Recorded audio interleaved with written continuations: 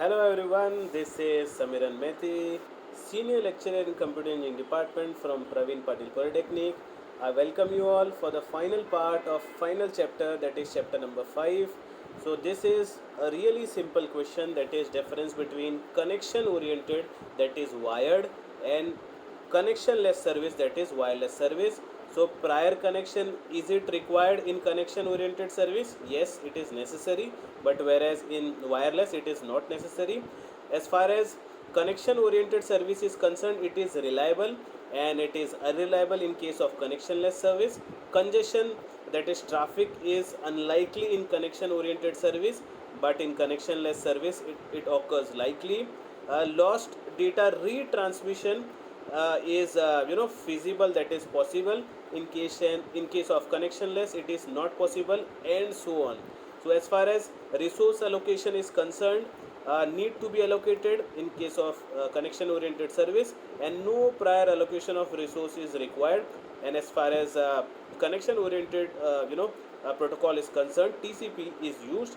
And as far as connectionless, we have UDP, that is user datagram protocol, and TCP is transmission control protocol, and so on. Regarding introduction to internet addressing, now as I have discussed in the previous part of chapter number 5, that a particular device has a logical address as well as a physical address. Logical address will state its IP address, and physical address will state its physical location. Fine. Now IP address has two parts in it. First one is network part and the other one is host part. Now network part could be any of these networks, like it could be class A network, it could be class B network, it could be class C network. For example, if we have 20 PCs that need to be connected to a LAN, for example we are using class C network, right? So this is the first decision we have made, that we'll be using class C network, which is a network part. Now we have 20 PCs, so I'll connect first PC, I'll name it as first PC, second PC, third PC, fourth PC, till 20th PC. Now this is what host ID is all about. So we have network ID, that is the 20 PCs will have a single network, whereas host ID will have different hosts in that particular single network, that is 192.168.0.1. 192.168 specifies it's a class C network. How? We'll be dealing in the subsequent slides. 0.1 is a host ID. 0.2 is the host ID for second PC.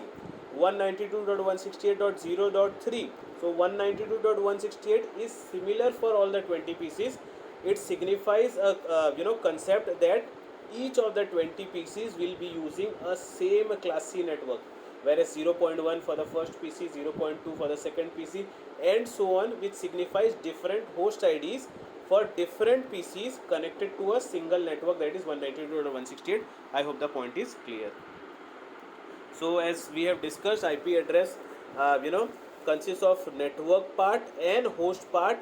As far as IP version 4 is concerned, it has 32 bits. Fine. And IP stands for Internet Protocol.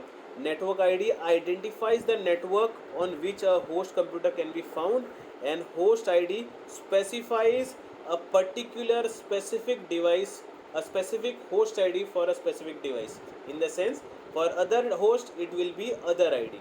Fine. So as you can see in this slide 145.25, this is a class B network. How to identify class A, class B network, that will be dealt accordingly in the subsequent slides. So 145.25 signifies the network part, and 10.100 will signify the host part. So IP address can be displayed in three typical formats, as you could see. So 1 and 7 times 0, that is so if you could see this the whole binary address, if you count those digits, it will be 32. So each each 8 digits or 8 bits are separated by a space, so that is the binary part. And in case if you want to convert that particular binary into decimal, you could do so. I hope everyone knows binary to decimal conversion, that was dealt in detail techniques. So that particular octet, that is those 8 bits will be converted to a single decimal digit, so or digits. Fine. So the first one, 7 times 0 is translated to 128, 4 times 0, 1011 is translated to 11, and so on. And it is known as dotted decimal, that is each octet is separated by a dot, which is the most efficient way as far as IP version 4 is concerned. So in case if they are asking which is the most efficient way to represent an IPv4 address, that is dotted decimal. Fine. And hexadecimal could also be used. Hexadecimal is nothing but A to F, or I could say 0 to 9 plus A to F. 0 to 9 plus A to F. In case if you count this, it becomes 16, hence the name hexadecimal digits. So that could also be used by you in case if it is possible. Fine. Regarding IP addresses, we have class A to class E. In case if your IP address is starting with 0 and ending with 127, so it becomes a class A address. In case if it is starting with 128 to 191, then it is a class B address. So 128 to 191.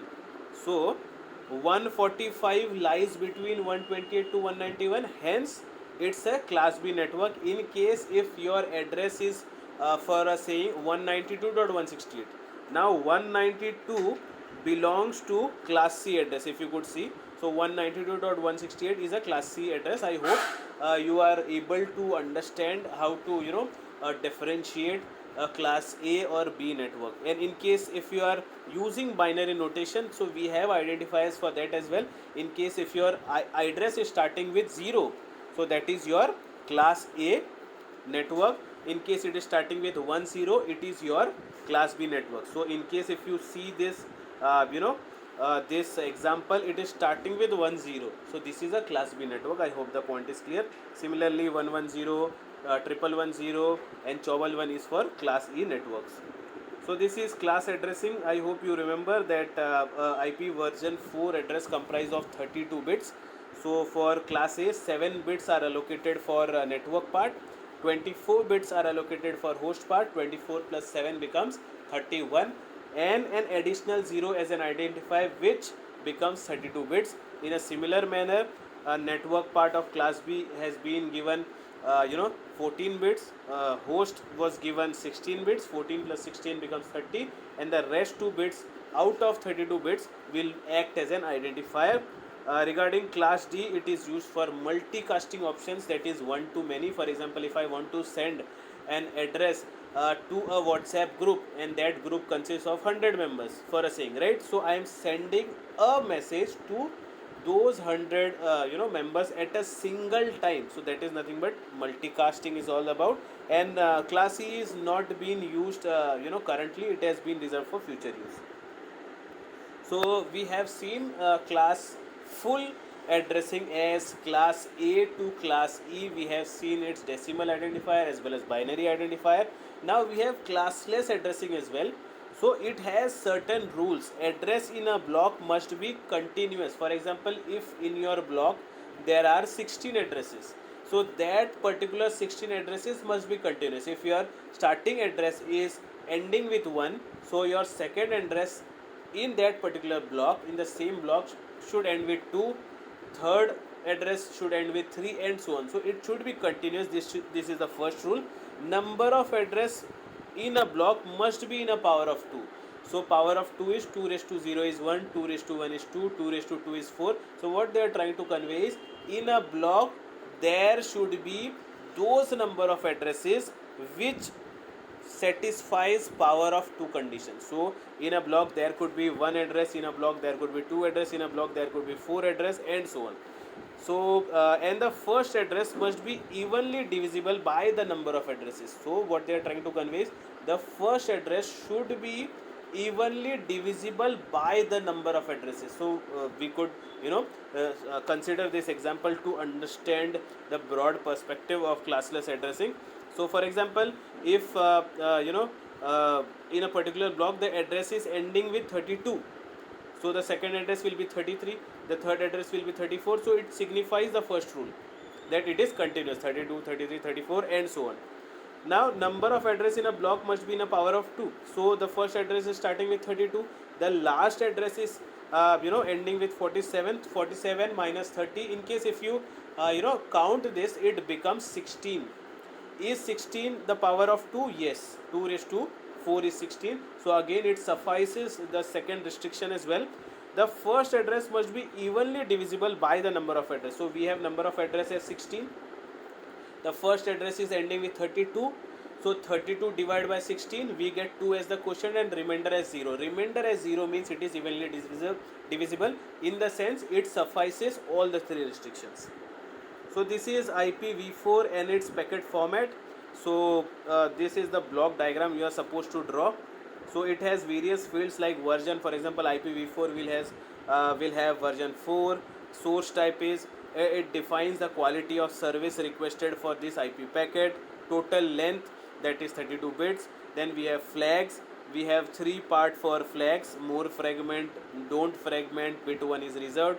Fragment offset is used to reassemble the full packet. So these are various fields as far as IPv4 data packet is concerned. Some other fields as well in IPv4 data packet format: time to live, in the sense it specifies the validity of that particular packet. Once the time to live is over, that particular packet will be discarded, in the sense its validity is over, and so on.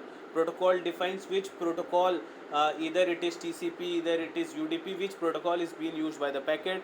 Then we have source and destination IP address. Sender will consist of source IP address, receiver will consist of destination IP address, and so on.